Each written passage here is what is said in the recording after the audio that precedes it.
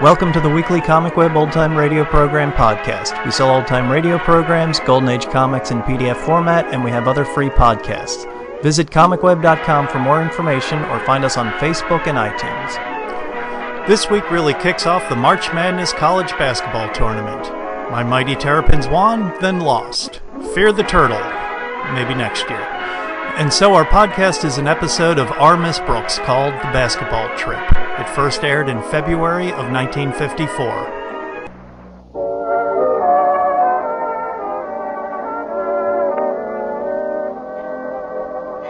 It's time once again for another comedy episode of Our Miss Brooks. Our Miss Brooks, who teaches English at Madison High School, was as grateful as any other teacher for the Washington's birthday holiday observed last week. And far be it from me to criticize the actions of the father of our country, but I can't help wishing that he had taken more than just one day to be born. Of course, the one day off was better than nothing, but I must admit I looked forward to a weekend of not teaching with considerable anticipation. It isn't that I'm not fond of my pupils. I think they're a wonderful horde of kids. But after the events of last Thursday, I seriously considered giving up teaching and taking a course in rug tatting or peanut art. It started Thursday after school. Mr. Boynton, the usually bashful biologist, displayed a surprisingly different attitude when I entered his laboratory. Hello, Mr. Boynton. Oh, hello, Miss Brooks. I was just going to come down to your room. Oh, then I'll get back there right away. I wouldn't want to miss you. Well, I guess what I have to say can be said here, all right? Although I can't help wishing the surroundings were different. Different? Yes, Miss Brooks, more romantic. Romantic? Mm-hmm. I know I haven't been the most aggressive chap in the world, but I do think of other things besides my biological experiments. Things that are, well, more personal. Personal? Yes. Things that a man thinks about a woman sometimes, whether she's a fellow teacher or not. Or not? Just move my needle a notch to the right. Mr. Boynton, what is it you're trying to tell me I like to think? Well, it's just that, like I said before, I wish the surroundings were different. I wish we were in a blue lagoon somewhere with a soft breeze blowing through your hair and... Oh, but we're not. I can take care of that, Mr. Boynton. Keep walking. Look, I don't know why we have to be in a blue lagoon. I guess I just feel more confident when I'm over water. Well, hop up on this stool and I'll fill a pan. Please continue, Mr. Boynton. Well, as you know, Miss Brooks, I've been coaching the basketball team while Mr. Haney's been ill, and, well, we've been lucky enough to win the championship in our particular conference. Yes, I know. We've been invited to play in the state championships at Martinsville. The entire squad leaves this evening. We won't be back until next week. I just want you to know that, well... Yes, Mr. Boynton? It's terribly important that we win the championship. Oh, you'll win it, Mr. Boynton. But what else were you going to say? Well, I'm not so sure we'll win it. After all, we're playing a round robin. Well, I bet you could spot him 4 worms and beat him easily. I know you're kidding me, Miss Brooks, but I don't mind. You know, now that I'm leaving town, I've come to realize certain things about our relationship. At last, formal recognition that we have a relationship. Well, without getting too basic too quickly, I'd like to state that in the past, whenever the situation seems auspicious for declaring certain emotional reactions I've felt, upon finding myself in close proximity to you, that is, some outward manifestation seems to... Pardon me, Mr. Boynton. Couldn't you get a little more basic more quickly?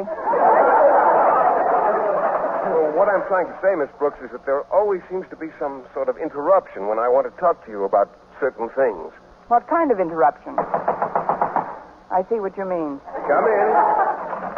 Well, Boynton, as principal of Madison High, I thought you were alone. We were for a minute. That is, I was just saying goodbye to Mr. Boynton, Mr. Conklin. I see, Miss Brooks. And have you finished saying goodbye? No, Mr. Conklin, we haven't. This boy's been taking brave shots. What I mean to say, sir, is that we can finish talking after you've spoken to me. Very well. I simply dropped in to wish you good luck with the team, Mr. Boynton. Remember, by winning the championship cup, you not only honor yourself and the athletes involved, but you bring further glory to the already hallowed name of Madison High. Glory and prestige, fame and honor. How much have you bet on the game, Mr. Conklin? Just a spin. No! You know I never bet. It's just that we must get that cup. So don't worry, Mr. Conklin. We've got the high-scoring forward of the conference on our team, you know. I see. And how's this boy's condition? Tip-top, I trust? Well, he's 6'5" tall, so his top would be hard to tip.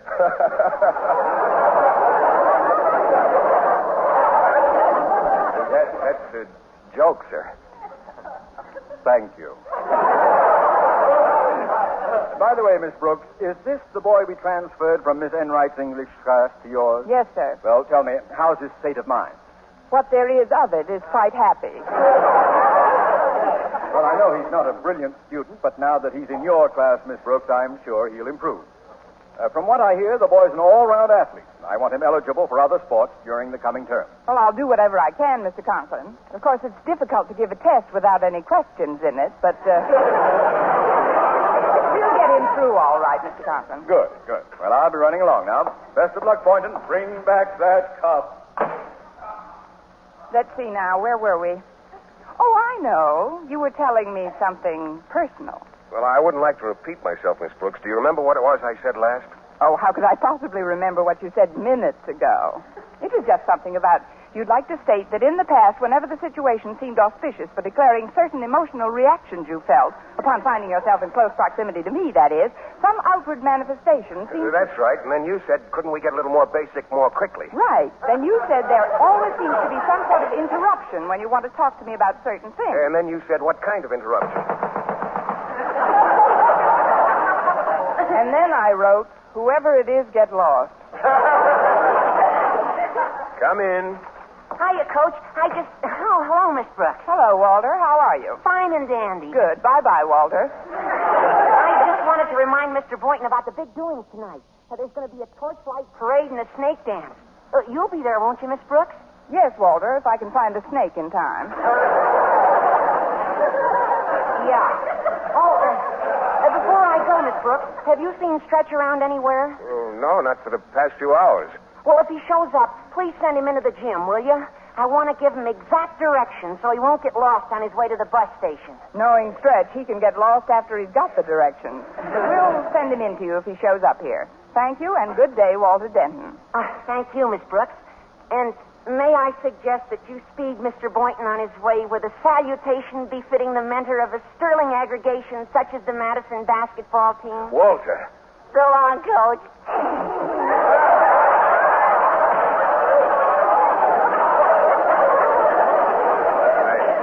I hope you're not embarrassed by Walter's inference, Miss Brooks. If you think that would embarrass me, you need a coach. Now, let's take off for that Blue Lagoon, huh? I'm afraid I don't comprehend, Miss Brooks. My hair is blowing in the breeze again. What is it you were trying to tell me before Walter came in? Well, it's just that with my leaving tonight, we won't be seeing each other at all over the weekend. I know, Mr. Boynton. Come in. Oh, it's Stretch. How are you, son? Hi, Mr. Boynton. Hello, Miss Brooks. Hi. Well, how do you feel about our impending junket? Huh? Mr. Boynton wants to know how you feel about the trip you're taking this evening. Oh, well, I ain't going. Stretch, don't say ain't. Don't say you ain't going. What's the trouble, Stretch? You're not ill, are you? There's nothing wrong with me physically. My trouble is mostly mental. Well, don't be self-conscious. Oh, wait. What is it, Stretch? Maybe I can help you.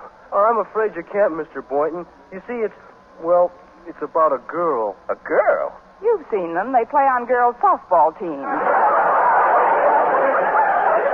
Is there anything I can do to help, Stretch? Yes, Miss Brooks, but I'd rather talk to you alone, if it's all right with Mr. Boynton. Why, certainly, Stretch. I've got to get down to the gym for a few minutes anyway. Miss Brooks, you will try to straighten him out, won't you? You know how important he is to the team. I'll do what I can, Mr. Boynton. Good. We'll see you at the snake dance tonight. Now then, Stretch, tell teacher all about it. Well, I know I ain't good in English, Miss Brooks, You're not good in English. I know. But ever since the first test you give me, I knew that I was going to improve and get the kind of marks in English that I've always striven for. Frozen for? Oh, I know I got a lot to learn yet, but since I met you, I feel that you're more than just a teacher, that you understand kids, and that's why I come to you now. I ain't much at speeches, so I'll just say it right out, Miss Brooks. I'm in love. In love? With what? Who? My best friend's girl, Walter Denton. People don't talk like this in any language. Stretch, are you trying to tell me that you've got a crush on Harriet Conklin? Exactly. When she's in the stands rooting for the team, I play great. When she isn't, like she's not going to be where we're going to play over the weekend, I don't. So I ain't going, Miss Brooks. Oh, now, wait a minute, Stretch. Have you told Harriet how you feel about her? Oh, no. Nor Walter either. I wouldn't want to hurt neither of their feelings. It's just that I can't play without Harriet in the stands. Look, Stretch, I heard that they're going to show the games on television right here in Madison. That means that Harriet will be in the stand. She'll be right on the sidelines watching your every move. Honest, Miss Brooks? May I swallow a board eraser? Now, will you attend the ceremonies tonight and then leave with the rest of the team for Martinsville? Well, if you say Harriet will be there on the sidelines, I guess I'll go along. Good. I knew you wouldn't disappoint Mr. Boynton and me. He was kind of counting on me, I guess.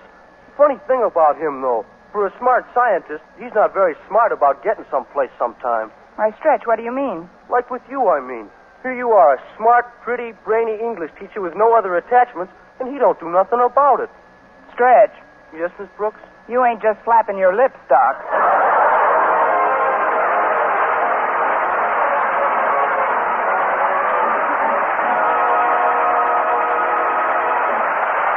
Our Miss Brooks, starring Eve Arden, will continue in just a moment. But first, If instead of feeling sorry for herself, Cinderella only had the good sense to listen to House Party every Monday through Friday over most of these stations, she could have had a fine time even when she was home sweeping the hearth.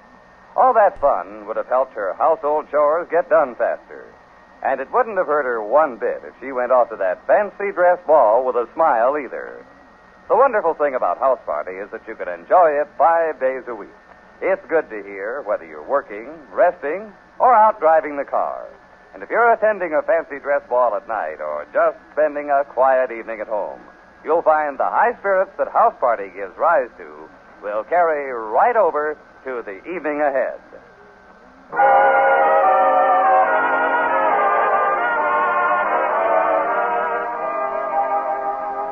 Well, the pre-victory celebration was a huge success.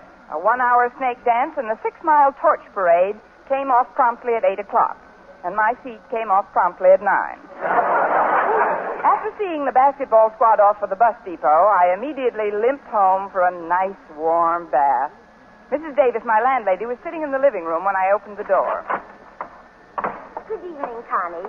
How was the snake dance? Very snaky, thanks. Did you bid Mr. Boynton of fun goodbye, Connie? Yes, Mrs. Davis. What did he say? Goodbye. Oh, that man. When is he going to open his eyes and see that? I think they're opening a little bit, Mrs. Davis. This afternoon in the laboratory, he really started to make a noise like an interested party. Oh, what happened? Nothing. I got all involved with the trials and tribulations of a star basketball player and his unrequited romance. But the weekend is upon us, and I won't have to play Dorothy Dix for a few days anyway. What are you going to do tonight, Connie? I have some very elaborate plans, Mrs. Davis. Tonight I'm going to have myself a schoolteacher's B&B. Benedictine and brandy? No, bath and bed. If you'll excuse me now, I'll drag my carcass into the bathroom and run a tub. Oh, you don't have to do that, Connie. I've already let the water in. I was going to bathe Minerva tonight. The cat? But cats aren't supposed to get baths, are they? Oh, Minerva loves it. Besides, I just got to bathe her. Why, are the mice complaining? No, she was walking near the sink this morning and slipped on the tile, poor dear. Fell right into some dough I was mixing for bread. Oh. Then maybe Minerva better use the water that's in the tub. She can wait. You run along, Connie, and take a nice restful... Now, who in the world can that be? Coming! Stretch, what are you doing here? Why aren't you at the bus depot? I ain't going. Again? Well, come in, in for a minute? Thanks, Miss Brooks. This is Mrs. Davis. You remember Stretch? Of course. He's the famous quarterback on our hockey team, isn't he? No, lately he's been playing goalie for our tennis team. Could I talk to you alone, Miss Brooks? Naturally.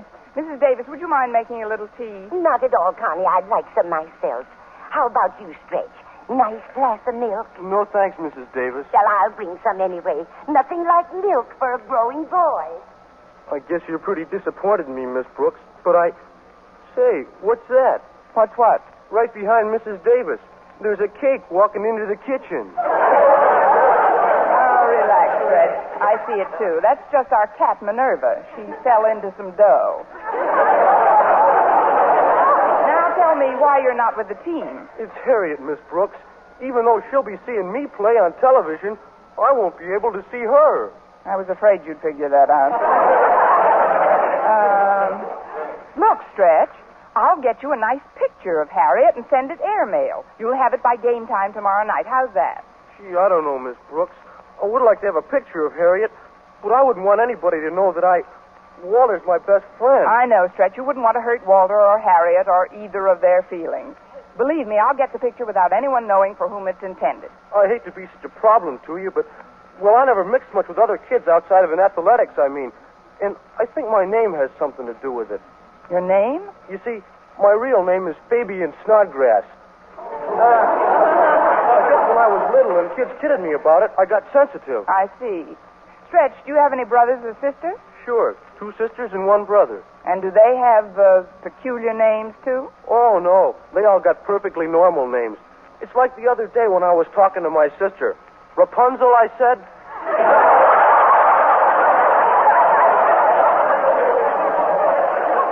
Rapunzel. Well, that does it. I'll go into your case more thoroughly when you get back from this trip, Stretch, but right now you've got to rejoin the team. Come along. You won't forget to send a picture, Miss Brooks. I won't forget, Stretch. Lots of luck and goodbye again. Rapunzel Snodgrass. Well, there's a family for you. Oh, well, now for that bath. I better see if the water's still warm. Oh, it's pretty cold. I better let it out and run a fresh one. Come and get your tea, Connie. I'll be right there, Mrs. Davis. I'm afraid Minerva's water got a little cool. I'm running another tub for myself. Very well, dear. Where did Stretch go? Back to the bus depot. Wait till I close this door. The poor kid, he's hopelessly in love. Yes, I overheard. But he shouldn't worry so much about the other boy in the case. Why, when my sister Angela was a girl, she never went out with one boy at a time. She didn't? No, she played the field, Angela did. Why, I remember one time she went out with twins for over a year before she found out they were triplets. Poor Angela. The eternal quadrangle. I'd better take a look at that bath. There. Nice and hot. Now to get these clothes off and... Oh, no, not another interruption. Hi, Miss Brooks. It's me. Can I come in for a minute? Yes, Walter, but that's about all. I'm trying to take a bath. Well, that'll have to wait, Miss Brooks. Well, it's getting plenty of practice. What's the matter, Walter? It's Stretch. He disappeared from the station, and when last seen, he was heading in this direction. He did come here, Walter, but I sent him back down to the depot. Well, that seems like a pretty silly maneuver. So what did he come here about? He wanted some advice. He's in love, Walter. In love? In love with who? Whom? Who's she?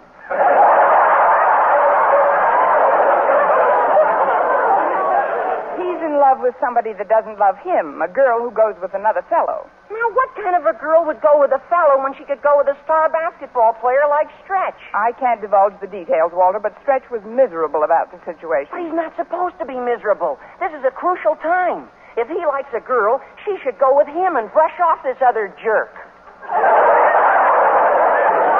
Careful, Walter. You may hate yourself for this.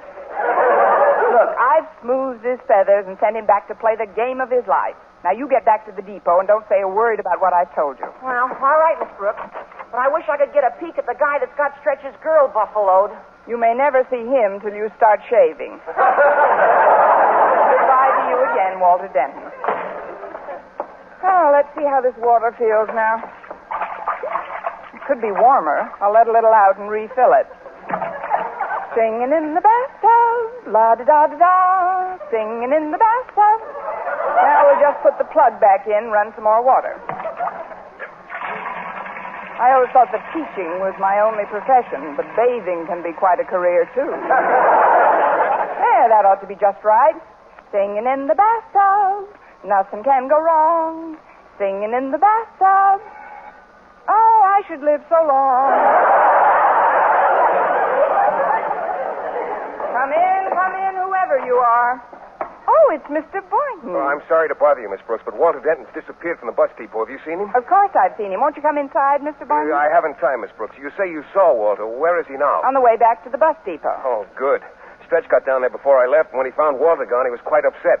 Now everything will be all right. Sorry to have troubled you, Miss Brooks. See you next week. Goodbye. Goodbye, you greyhound Lochinvar. Well, at least there's nothing to stop me from taking that bath now. I couldn't have gotten cool in that short space of time. Let's see. No, it's exactly the right temperature. I don't have to let out a drop. Wrong again. Oh, no, it's not you again, Stretch. I'm a monster. What do you want from me, an affidavit? What's wrong this time? When Walter came back to the depot, I took one look at him, and then I knew. Knew what? I couldn't go to Martinsville without his girl, Harriet. I just can't play unless she's really in the stands. All right, Stretch, I'll do my best. Go back down to the depot and wait for me. What are you going to do, Miss Brooks? I'm going to slip on a straitjacket and run over to the Conklins.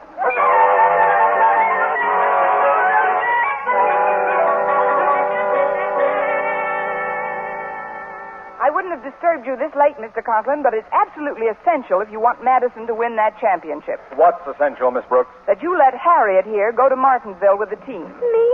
Go with the team tonight?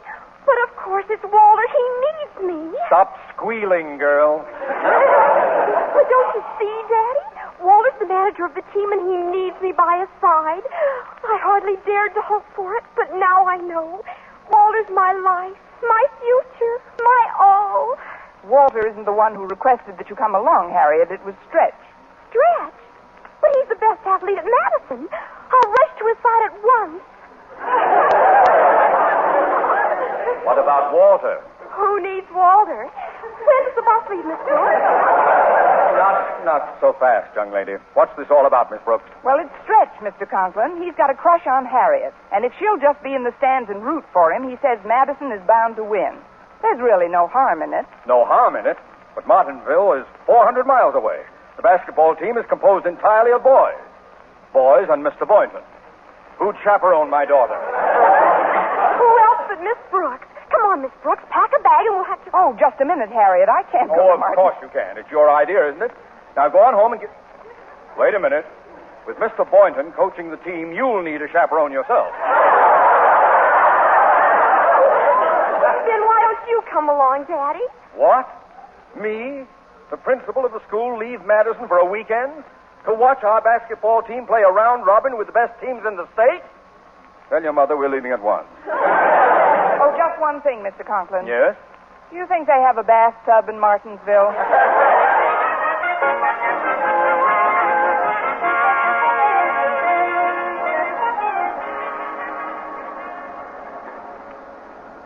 Well, I never thought when I woke up this morning that I'd be riding on the bus with you and the team tonight, Mr. Boynton. Oh, I'm glad it worked out this way, Miss Brooks. I am too. Me too.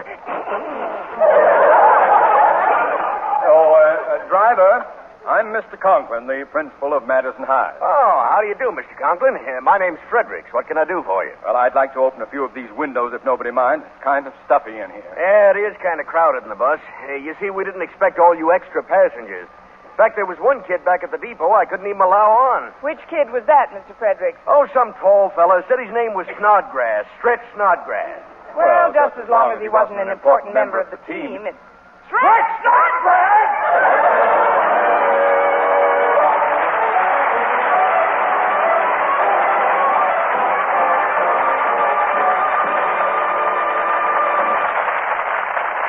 Arden as our Miss Brooks returns in just a moment. But first, Give the world a break. Give it the smile it deserves. And while you're at it, give yourself a break, too. Keep smiling to the antics of our expanded Amos and Andy Music Hall and on the hour-long Robert Q. Lewis Show. Both of these lighthearted programs come your way over most of these stations each Monday through Friday night and Saturday in the daytime, too. And each of them, in any number of ways, is a listening delight. Amos and Andy, the Kingfish, and all of their friends, including some of the biggest names in show business, are open for business 6 times a week, now at their music hall. And since their business is a pleasure, you'll find it a happy place to be. The Robert Q. Lewis Show offers you unlimited opportunities for having a good time, too. Ray Block and his orchestra to back them up, Judy Johnson and Richard Hayes handle any old or new song hit with ease and distinction. Of course, in his own informal fashion, Robert Q. Lewis keeps the laughs coming with unflagging speed. So tomorrow, or any Monday through Friday night, and on Saturday in the daytime from now on, do your full share of the smiling. Hear the Amos and Andy Music Hall and the Robert Q. Lewis Show. And when you do, get set to find the whole world smiling back at you. and now once again, here is our Miss Brooks. Well, Mr. Conklin was furious, and the only way I could square myself with him was to give up my seat to Stretch when the bus returned to pick him up. Then I went home, got undressed, and steered my stubborn little course for the bathroom. Now I can really... Oh, hello, Mrs. Davis. Hello, Connie. I was going to postpone Minerva's bath till tomorrow, but she just couldn't wait any longer. Oh? When did you put her into the tub, Mrs. Davis? Just this minute, Connie. Well, I can't wait any longer either. Move over, Minerva.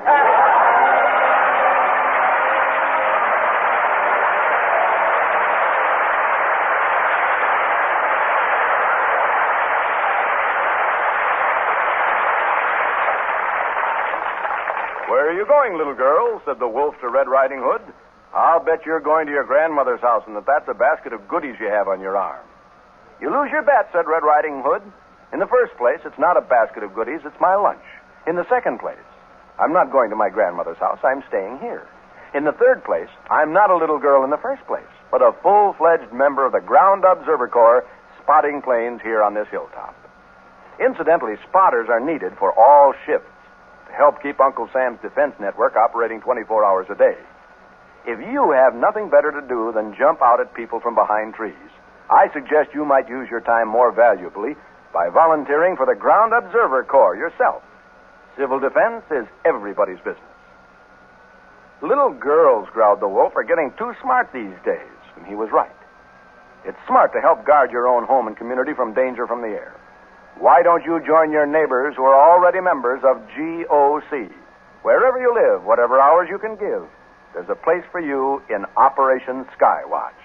CBS Radio urges you to get in touch with your local Civil Defense Office for more information about the Ground Observer Corps.